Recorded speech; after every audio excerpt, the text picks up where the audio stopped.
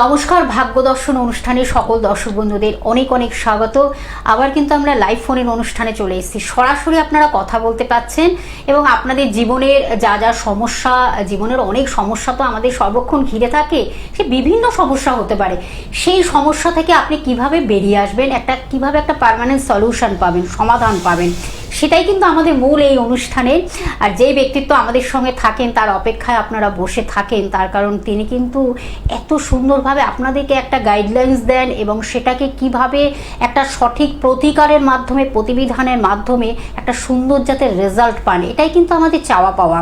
নিশ্চয়ই সেটা পাবেন, তখন সেই ব্যক্তিত্ব আপনাদের সঙ্গে সর্বক্ষণ রয়েছেন, একেবারে বন্ধুর মতন বলবো, তার সাথে ফ্রেন্ড, ফিলোসফার, গাইড হয়ে আপনাদের গাইডলাইন্স দিচ্ছেন এবং কিভাবে সেটা একটা সুন্দরভাবে একটা সুন্দর জায়গায় পৌঁছানো যায় সেটাই তিনি কিন্তু বলে দেবেন। আজকেও তিনি আমাদের সঙ্গে রয়েছেন বিশিষ্ট জ্যোতিষতান্ত্রিক, হোরাতন্ত্রবিদ, হস্তরেখাবিদ, অ্যাস্ট্রোবাস্তু বিশেষজ্ঞ, reiki healer, tarot card reader এবং জ্যোতিষ মহাসাগর কৃষ্ণমূর্তি পদ্ধতি দ্বারাও তিনি কিন্তু মানুষের নানান সমস্যার সমাধান করে যাচ্ছেন, সূক্ষ্ম থেকে সূক্ষ্মতর বিশেষজ্ঞ ডক্টর শ্রী রণজিৎ শাস্ত্রী আদি।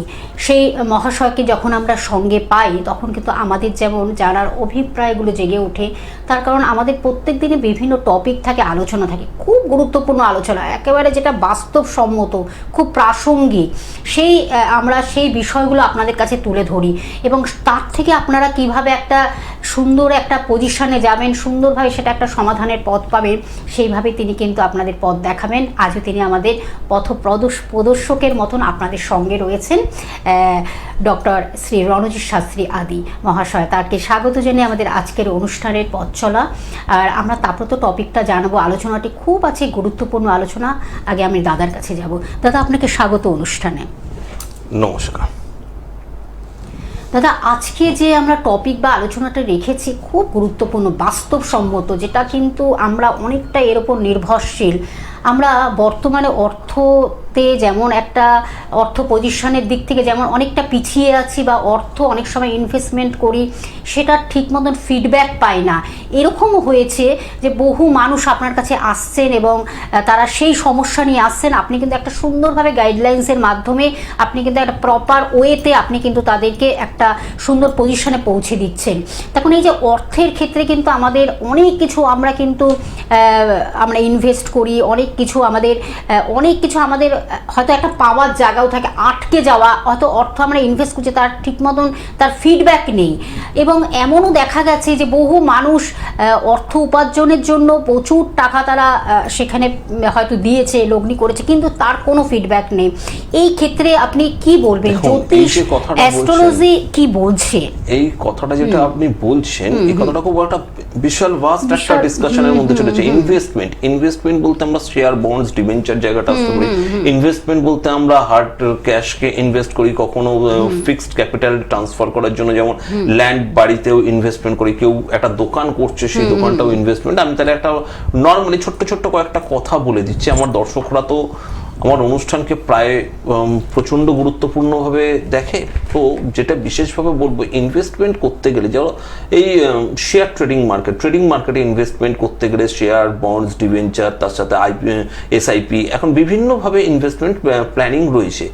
এই ফিনান্সিয়াল ইনভেস্টমেন্টের জন্য কিন্তু নিজের হরোস্কোপটা খুব শক্তিশালী হতে হবে, কারণ এই যে বর্তমান অর্থ সামাজিক পরিস্থিতির মধ্যে দিয়ে আমরা চলছি, সেই অর্থ সামাজিক পরিস্থিতির মধ্যে থেকে কিন্তু লড়াই করাটা হরোস্কোপের একটু মাত্র খামতি থাকলে, 1 ডিগ্রিতে ডিফারেন্স থাকলে সে কিন্তু পিছিয়ে যাবে। অ্যাকচুয়ালি আমাদের এই জ্যোতিষ শাস্ত্রটা আজ থেকে 4,500, 5,000, 6,000 বছর কি তারও পুরনো শাস্ত্র এটা। সেই সময় যদি দেখা যায়, সেই সময় ঈশ্বর প্রদত্ত এই শাস্ত্রটি টোটাল যদি আমি জনসংখ্যার ওপর দিয়ে নির্ভর করি, তো আজকের যে জনসংখ্যা তার হয়তো 10% ছিল, ধরে নিলাম 10% জনসংখ্যা ছিল, হয়তো কি 5% জনসংখ্যা ছিল, তখন তার মধ্যে কম্পিটিশন লেভেল কিন্তু এত বেশি ছিল না, তখন তার মধ্যে অপশন এত বেশি ছিল না। কিন্তু এখন ব্যাপারটা হচ্ছে সময়ের হচ্ছে চেঞ্জ, সময়ের পরিবর্তনের সাথে সাথে, ফোনে যে আছে একটু ফোনে থাকুন, সময়ের পরিবর্তনের সাথে সাথে দেখা যাচ্ছে কম্পিটিশন লেভেল বেড়ে গেছে, ঘরে ঘরে কম্পিটিশন, পাশের বাড়ির কম্পিটিশন। আগে পাড়ায় দেখা যেত, আজ থেকে 50 বছর 60 বছর আগে দেখুন, একটু ভালো করে ভাববে দেখতে পাবেন পাড়ার মধ্যে মুদিখানার দোকান একটা কি দুটো, এই মাথায় একটা আর ও মাথায় একটা। এখন দেখুন পাড়ার মধ্যে 10টা মুদিখানার দোকান হয়েছে, 10টা স্টেশনারি দোকান হয়ে গেছে। আগে মানুষ নির্দিষ্ট সময় একটা সময় বাজার করতে বাজারে যেত হাতে ব্যাগ নিয়ে, এখন বাজার বাড়ির দোরগোড়ায় এসে দাঁড়াচ্ছে।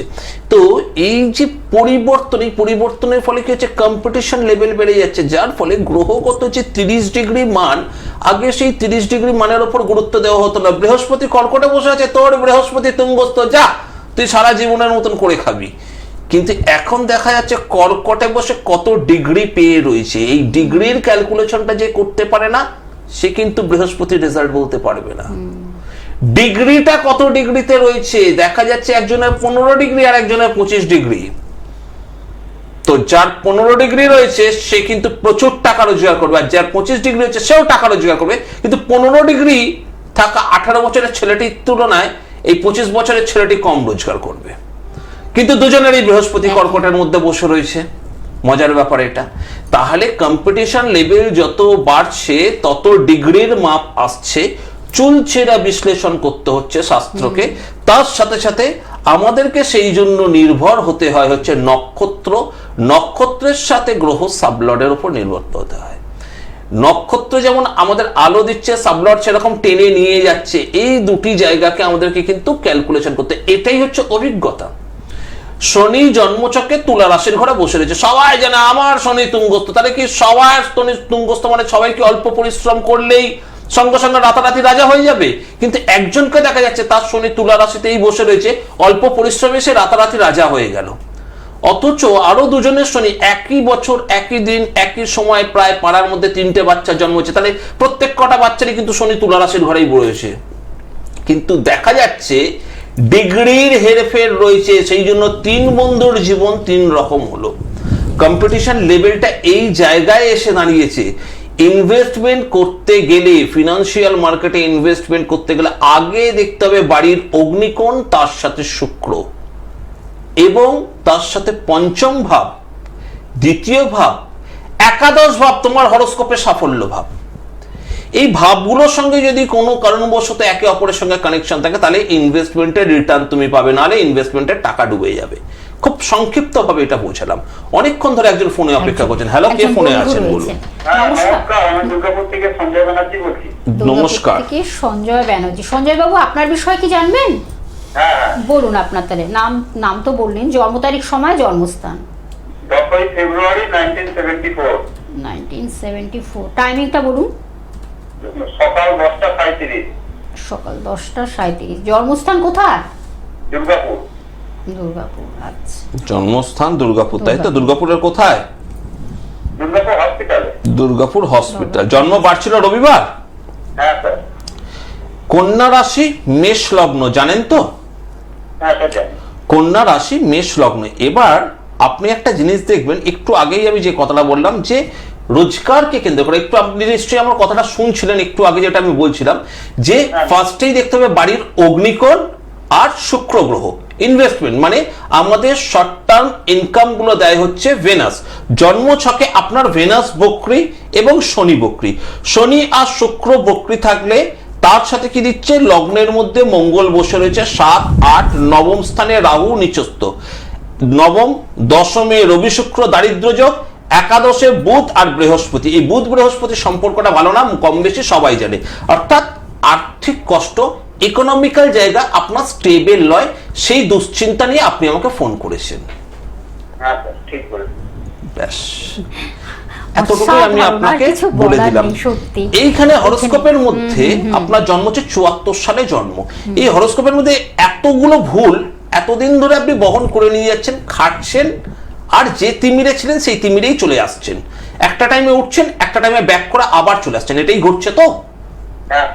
তাহলে এটার কেন প্রতিকার করেননি, এটা আমি আপনাকে লাইভে জিজ্ঞেস করছি। আপনি যে প্রশ্নটা করতে চাইছেন তার উত্তর আমি দিয়ে দিলাম। উত্তর পেয়েছেন তো? আপনি স্যাটিসফাইড তো?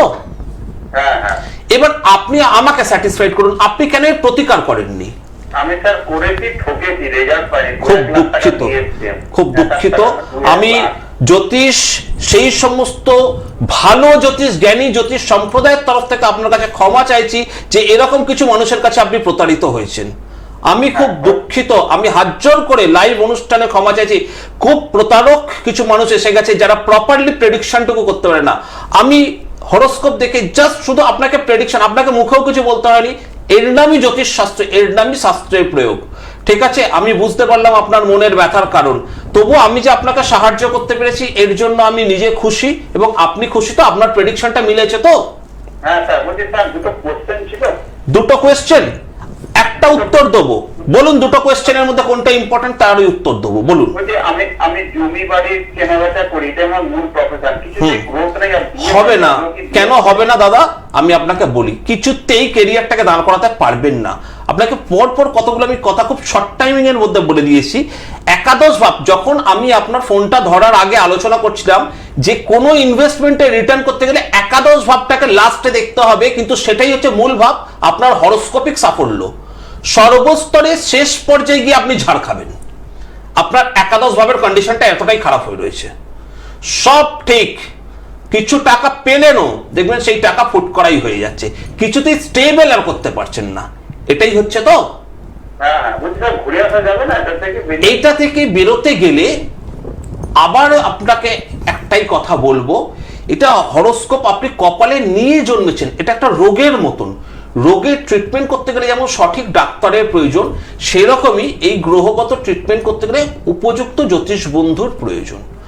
আপনি ঠকেছেন, সেই জন্য আপনাকে আমি খুব জোর দিয়ে বলবো না যে কোনো জ্যোতিষ বন্ধুর কাছে যান বা কিছু একটা করুন পার্টিকুলার। আমি বুঝতে পেরেছি, দুর্গাপুরে দীর্ঘ বছর ধরে আমার চেম্বার, আমি আগে রিলায়েন্স হোটেলে চেম্বার করতাম, এখন রিলায়েন্স হোটেলের ঠিক পেছনে হোটেল স্বপনের গলিতে আমার চেম্বার আছে। রিলায়েন্স হোটেলের ঠিক পেছনে গলি হোটেল স্বপন, সেটা আপনি ওই বুকিং নম্বরে ফোন করলে আপনি জানতে পেরে যাবেন দুর্গাপুরে চেম্বার আমার কবে আছে।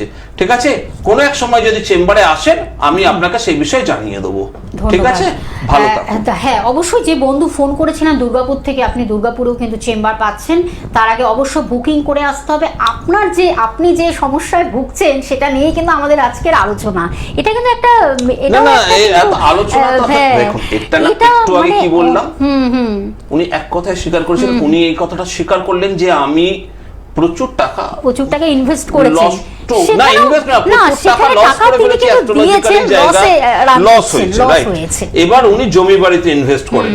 আমি এই কথাগুলোই বলতে চাইছিলাম যে ইনভেস্টমেন্টের রিটার্ন আসতে গেলে হরোস্কোপে সাফল্য দেখা হয় একাদশ ভাব, কিন্তু কিভাবে দেখা হয় আমি তো খুব সহজে বলে দিলাম। একাদশ ভাব, আপনি তো আমার সঙ্গে এতদিন ধরে অনুষ্ঠান করছেন, আপনি দেখছেন এত সুন্দর চমৎকার ভাবে মিলছে, দাদা এত সুন্দর হিসাব করে মিলছে। আপনি কি জ্যোতিষটা শিখে যেতে পেরেছেন? সম্ভব না, এটা দীর্ঘদিনের অভিজ্ঞতা। এই হরোস্কোপের সঙ্গে এই কম্বিনেশনটার একটা অভিজ্ঞতা থেকে তৈরি হয়। যে জায়গা থেকে উনি ফোন করছেন স্বাভাবিকভাবে ওখান থেকে উনি ঠকেছেন, তাহলে ওনার প্রতি আমার সেই সমবেদনা কিন্তু কাজ করছে। মানে আফসোস, উনি ঠকবেন, মানে যেভাবে উনি বলেছেন একদম লাইভ ইন অনুষ্ঠানের মধ্যে বললো যে দাদা আমি অনেক জায়গায় প্রতিকার করিয়েছি, কেউ প্রেডিকশন অব্দি এরকম দিতে পারেনি, তার সাথে আমি ঠকেছি। সেটা তো খুব খারাপ লাগলো। আমি এই ক্ষেত্রে কিছু বলেন, এই ক্ষেত্রে একটাই রাস্তা, যদি মনে হয় আমার সাথে আলোচনা করার পর আমি কিছুটা বলতে পেরেছি, ওনার উপকারে আসতে পারি, সোজা আমার সঙ্গে দেখা করুক দুর্গাপুর চেম্বার। কারণ আমার দীর্ঘ প্রায় 12 বছরের অধিক আমি দুর্গাপুরে চেম্বার করি, আসানসোলে চেম্বার, দুর্গাপুরে চেম্বার, বিভিন্ন জায়গায় আমার চেম্বার রয়েছে। এসে যে সময় আমি থাকবো সেই সময় দেখা করুক, না সময় পাবে অনলাইনে আমি ডিসকাশন করি, ভিডিও কল বা অডিও কলের মাধ্যমে, অনলাইনে সেরকম ব্যবস্থা হবে। সবকিছু উপায় আছে, কিন্তু নিজেকে আপনাকে সেই উপায়টা করে নিতে হবে। একদম। আরেকজন বন্ধু রয়েছেন, নমস্কার, কে আছেন সঙ্গে? নমস্কার, আমি শুভজিৎ বলছিলাম শ্যামবাজার টালাকে। শুভজিৎ শ্যামবাজার টালা থেকে বলছো, তাই তো? হ্যাঁ দাদা, বড্ড বিপদে আছি, আমার মীন রাশি। আচ্ছা, 1 মিনিট, তোমার রাশিটা আমি একটু দেখে নেবো, ঠিক আছে? ডেট অফ বার্থ জানা আছে? জন্ম তারিখ আছে স্যার, আমার ডেট অফ বার্থ হচ্ছে 29শে মার্চ 1980। 1980। সময় রাত 3:30, ভোর রাত্রি 3:30, তাই তো? হ্যাঁ। আচ্ছা, জন্মস্থান কি শ্যামবাজার? কলকাতা, কলকাতা। জন্মস্থান শ্যামবাজার। 1 মিনিট, 29, আচ্ছা 29শে মার্চ 3:30 মানে সেটা তো 30শে মার্চ ধরা হচ্ছে না, 28 তারিখ অতিক্রান্ত হয়ে গেছে ওরে। 28শে মার্চ 3:30। 28শে মার্চ 1980, হ্যাঁ 1980 3:30 রাত 3:30, তাই তো? হ্যাঁ স্যার একদম। মীন রাশি, তাই তো? মীন রাশি মকর লগ্ন রেবতী নক্ষত্র। একদম মীন রাশি মকর লগ্ন রেবতী নক্ষত্র, এক্স্যাক্টলি ঠিক কথা বলেছো। কিন্তু এখন তো মীন রাশির শিরে সংক্রান্তি অবস্থা এবং মকর লগ্ন রেবতী নক্ষত্র, সব থেকে বড় গন্ডগোল যে জায়গাটায় তোমার হয়ে রয়েছে, দেখবে তোমার লগ্নের দ্বিতীয় বুধ কেতু আর রাশির মধ্যে রবি, রাশির মধ্যে রবি, তার সাথে রয়েছে হচ্ছে মঙ্গল, বৃহস্পতি, শনি, রাহু। এই যে রাহু মঙ্গল, রাহু শনি, এই যে কম্বিনেশনটা সিংহ রাশির ঘরে বসে রয়েছে, কর্মচ্যুতি যোগ, কেরিয়ার গ্রাফ এবং পারিপার্শ্বিক অশান্তি 7.5 তুঙ্গস্থ পর্যায়ে প্রচন্ড মানসিক অশান্তি দেবে, চারিদিক থেকে অশান্তি এবং কর্মস্থানে প্রচুর ডিস্টার্ব হয়ে যাবে। কর্মচ্যুতি যোগ, চাকরি চলে গেছে, খুব বিপদে আছি। বললাম Outstanding prediction, আমি একটু আগে outstanding। একটা কথা বলছি, সেটাই কর্মচ্যুতি যোগ বলেছি তো। কর্মচ্যুতি যোগ। কর্মচ্যুতি মানে কি? চাকরি হানি। এই বাজারে এই শব্দটা খুব কর্কশ লাগে বলে একটু সাধু ভাষায় বললাম, কর্মচ্যুতি যোগ। কর্মচ্যুতি, তোমার তো কর্ম চাকরি বাকরি মানে তুমি চারিদিক থেকে পুরো পাজল সিচুয়েশন, তোমার নাজেহাল অবস্থা রয়েছে। আমার কি করণীয় বলো, আমি কি করতে পারি বলো? আপনি কি করলে এর থেকে মুক্তি, কি প্রতিকার, কি করে বাঁচবো? শ্যামবাজার থেকে বলছো তো? হ্যাঁ বুধবার আর শুক্রবার আমার হাতিবাগানে চেম্বার আছে, দেখা করে নিও, প্রতিকার ব্যবস্থা হয়ে যাবে। যাও, সবকিছু হয়ে যাবে, আর কিছু বলার নেই। দাদা যখন একবার তার মুখ থেকে বলেছেন যে এর ব্যবস্থা আছে, সমাধান আমি সেটাই চাই। দাদা এই যে আপনি যে এত সুন্দরভাবে প্রেডিকশন করে আপনি একেবারে অন ক্যামেরায়, হ্যাঁ আমি লাইভে, আপনি একেবারে লাইভে আপনি সরাসরি বলে দিতে পারছেন, মানে এটা কিন্তু আউটস্ট্যান্ডিং। মানে এই যে এই যে এই বিষয়টা, এই শাস্ত্রটা নিয়ে আজ থেকে তো আমি নই, আমি চ্যানেলেও আজ থেকে প্রোগ্রাম করছি না, দীর্ঘ বহু বছর হতে চললো এই চ্যানেলে আমার অনুষ্ঠান হচ্ছে এবং বিভিন্ন স্লটে আমার এই চ্যানেলে অনুষ্ঠান চলেও, এবং আমার নিজস্ব ইউটিউব চ্যানেল রয়েছে, ইউটিউব চ্যানেলের মধ্যে কিছু টিপস টোটকা নিয়েও আমি অনুষ্ঠান করে থাকি। এটা হচ্ছে শুধুমাত্র জ্ঞান আর অভিজ্ঞতা দুটোর ভিত্তিতে প্রেডিকশন, যে জিনিসটা থেকে আজকে সাধারণ মানুষ বঞ্চিত হচ্ছে।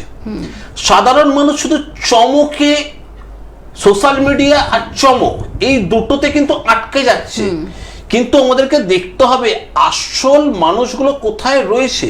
সেই আসল মানুষ, জ্ঞানী মানুষগুলো কিন্তু যারা বসে রয়েছে তাদের জ্ঞানটা সঠিক কথা বলছে বলে তাদের জ্ঞানের কোনো দাম পাচ্ছে না, তার ফলে প্রতারিত হচ্ছে টাকা দিয়ে, তার ফলে যে সমস্যার তিমিরে ছিল সেই সমস্যার তিমিরেই থেকেছে। কেন? চমকে গেছে, ডিসকাউন্টে গেছে, প্রচন্ড কিছু দেখনদারিতে চলে গেছে, কিন্তু প্রেডিকশনটা মিলিয়ে দেখার পর তার কাছে আর যায়নি। সুতরাং আমি লাইভে একটাই কথা আপনাদেরকে বলবো, যত চমকে যাবেন তত তাড়াতাড়ি ঠকবেন। ঠেকে শিখবেন না দেখে শিখবেন সেটা কিন্তু আপনার নিজস্ব হাতে, আপনার নিজস্ব ব্যাপার। আমি কিন্তু লাইভে প্রেডিকশন প্রপারলি দেবো, এবার বিচার আপনারা করবেন। যেটা বলছিলাম, আজ থেকে এটা ধরে নিন 5000-7000 বছর পুরনো সাবজেক্ট।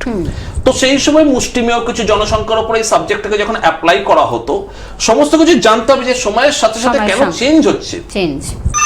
তখন যখন এই সাবজেক্টটাকে অ্যাপ্লাই করা হতো তখন খুব সহজে এই সাবজেক্টটাকে ওই গড়ে একটা হিসেবে মিলতো। আজ থেকে যদি প্রাচীন কিছু বই দেখেন, ভাবার্থ রত্নাকর, জাতকালঙ্কার, বৃহৎ জাতক, এই সমস্ত বইগুলো অনলি ফর ডিসকাস করা হয়েছে গ্রহ প্লেসমেন্ট বেসিসে।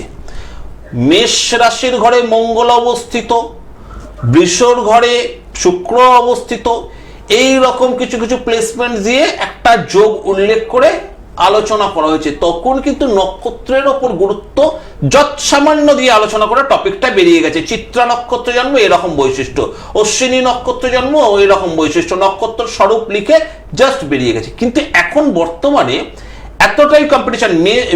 মীন রাশিতে এই ছেলেটিও 7.5 ভোগ করছে, আরেকজন মীন রাশি 7.5, কিন্তু সে ভালো আছে, এই ছেলেটি কাঁদছে। তাহলে দেখতে হবে এই যে চুক্তি, কর্মচ্যুতি কেন বললাম, এক কথা তো লাইভে বলেছি ডিসকাশনটা কেন বললাম, ডিগ্রি বলছে, ডিগ্রি থেকে আসছে একটা প্রেক্ষা তৈরি হয়, সেই প্রেক্ষাটাকে কিন্তু আমাদের ক্যালকুলেশন করতে হয়, সেটা অভিজ্ঞতা আর উচ্চ লেভেলে এটা পড়াশোনা করতে হয়, তার জন্য উচ্চ স্তরে গিয়ে পড়তে হয়। শুধু গ্রহ বসে রয়েছে দেখলেই হবে না, উচ্চ স্তরে গিয়ে যদি কেউ পড়াশোনা করে থাকে তারাই মেলাতে পারবে এক কথায় প্রশ্নের উত্তর। কে আছে ফোনের মধ্যে? লাস্ট ফোন ধরবো, এরপর কিন্তু বেশি ফোন দেবে না, সময় থাকলে একটু ডিসকাস করে দেবো। কে আছে? কে আছেন সঙ্গে? হ্যালো, নমস্কার ম্যাডাম। হ্যাঁ নমস্কার, কোথা থেকে বলছেন, কার বিষয়ে জানবেন? আমি বর্ধমান থেকে বলছি, মেয়ের সম্বন্ধে জানবো। মেয়ের সম্বন্ধে, মেয়ের নাম, জন্ম তারিখ, সময়, জন্মস্থান। আচ্ছা, জন্ম তারিখ? জন্ম তারিখ 1995, 16ই আগস্ট। 16ই আগস্ট। টাইমিংটা বলুন। সময়? সময় হচ্ছে রাত 12:30। রাত্রি 12:30। মানে 15 তারিখ কেটে গিয়ে সেটা 16 হয়ে যাচ্ছে, তাই তো? হ্যাঁ হ্যাঁ, সাথে। জন্মস্থান কোথায়? বর্ধমান। আচ্ছা, কেমন লাগছে অনুষ্ঠান, দাদার অনুষ্ঠান? স্যারের অনুষ্ঠান অনেকদিন আগে সিটিভেনে দেখতাম, তারপরে আর দেখবেন আজকে হঠাৎ খুললাম, ভালোই লাগে স্যারের অনুষ্ঠান। এক মিনিট দেখো, মেয়ের জন্মবার ছিল বুধবার, মানে মঙ্গলবার অতিক্রান্ত হয়ে গিয়ে বুধবার এটা পড়ে যাচ্ছে 16ই আগস্ট হিসেবে। বুধবার রাত 12:30। ভেরি গুড, হ্যাঁ বৃহস্পতিবার, সেটাই বলে দিলাম, ঠিক আছে।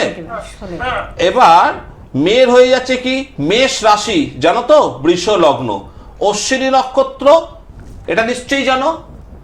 মেষ রাশি জানো কি? হ্যাঁ আর নার মধ্যে তাড়াতাড়ি বলতে হবে। রাইট, মেষ রাশি, ঠিক আছে। এবং তার সাথে বলি বৃষ লগ্ন। এই যে চন্দ্রকেতু জন্ম ছকে, বারবার বলছি, দুদিন আগেই কিন্তু একজন টলিউড অ্যাক্টর জলে তলিয়ে গেল। চন্দ্রকেতু হচ্ছে জলে, চন্দ্র শনি চন্দ্রকেতু এদের কিন্তু জলে ফাঁড়া থাকে, এই নিয়ে এর আগেও আমি একবার ডিসকাস করেছিলাম।